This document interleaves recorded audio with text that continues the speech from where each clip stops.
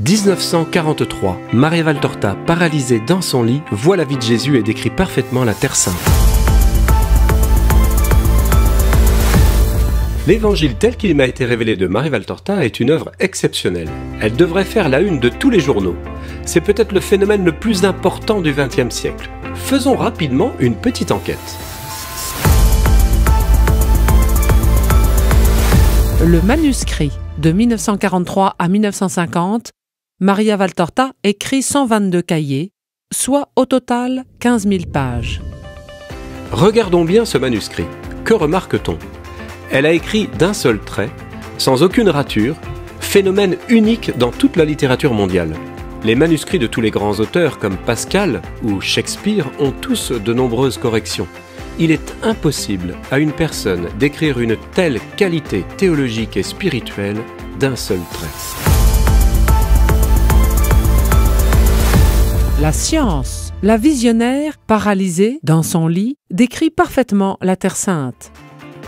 Depuis maintenant 70 ans, une quarantaine de spécialistes constatent que tout ce qui est vérifiable correspond à la réalité sur le terrain. Des fouilles archéologiques confirment des dizaines de monuments qu'elle avait parfaitement décrits des années plus tôt. Comme le tombeau de Rachel, qu'elle décrit carré surmonté d'un dôme. Or, à l'époque où elle écrit, il est rectangle, car on avait construit une salle pour abriter les pèlerins. Pourtant, Maria ne tombe pas dans le piège, elle décrit bien une seule pièce carrée, tel qu'il était il y a 2000 ans. Comment aurait-elle pu le deviner? Dans ses visions, elle place la Sainte Famille en Égypte, à Matarea, banlieue du Caire. Tout le monde sait qu'il y a 3 pyramides à l'horizon. Comment se fait-il qu'elle n'en voit qu'une?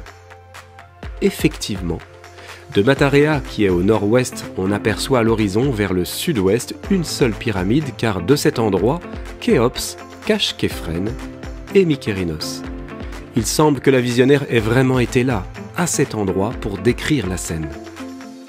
Elle décrit par exemple Simon-Pierre à Capharnaüm le 11 mars 27 sur le lac.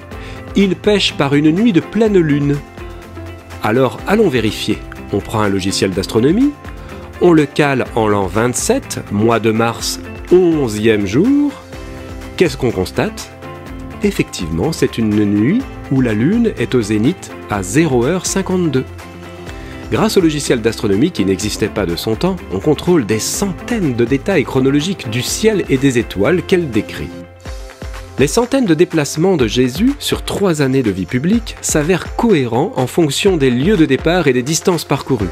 Ce ne sont pas quelques coups de chance, mais des centaines de déplacements sur les 3 années de vie publique où Jésus aurait fait plus de 6000 km. Les confirmations sur le terrain sont tellement nombreuses que sont même organisés des pèlerinages en Terre Sainte sur les pas de Jésus d'après Maria Valtorta. On va par exemple retrouver le site des grottes d'Arbela, parfaitement décrit par la voyante. Elle parle d'une pente difficile à grimper où les apôtres sont en sueur. Il y a à leurs pieds des buissons épineux dans lesquels s'accrochaient leurs manteaux. Ils prennent un chemin d'âne. Au milieu des plantes grasses, on reconnaît l'aloe vera. Les disciples logent pendant 1 semaine dans des grottes à taille humaine. On retrouve même la grotte supérieure, indiquée par la voyante, dans laquelle logeait le Christ lui-même.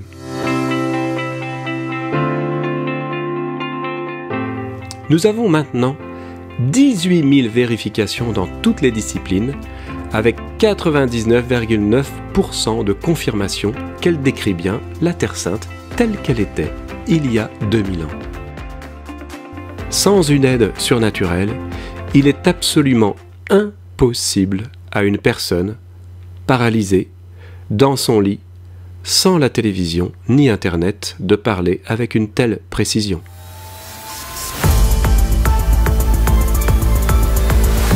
La qualité des écrits, tout ce qu'elle voit, est en accord avec la révélation publique. Ce qui est confirmé par de nombreux théologiens. Déjà 3 papes en témoignent. Le 26 février 1948, Pie XII autorise la publication et donc la lecture.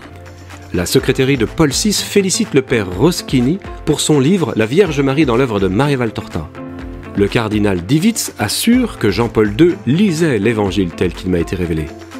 Le père Roschini, directeur de l'université théologique mariale du pape, écrit « Aucun autre écrit marial, pas même la somme de tous ceux que j'ai lus et étudiés, n'avait été en mesure de me donner sur Marie, chef-d'œuvre de Dieu, Une idée aussi claire, aussi vive, aussi complète, aussi lumineuse que les écrits de Maria Valtorta.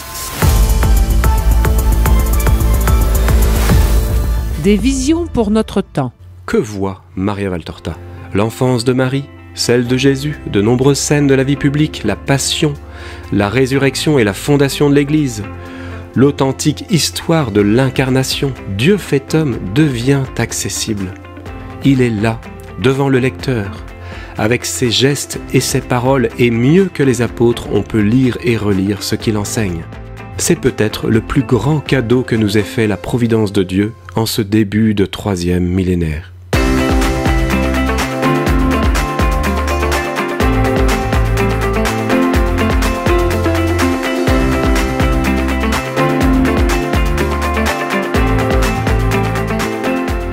Pour découvrir les visions de Maria Valtorta, vous pouvez lire le début de la vie publique de Jésus dans le 2e volume de l'Évangile tel qu'il m'a été révélé, ou démarrer par l'enfance de Marie dans le 1er volume.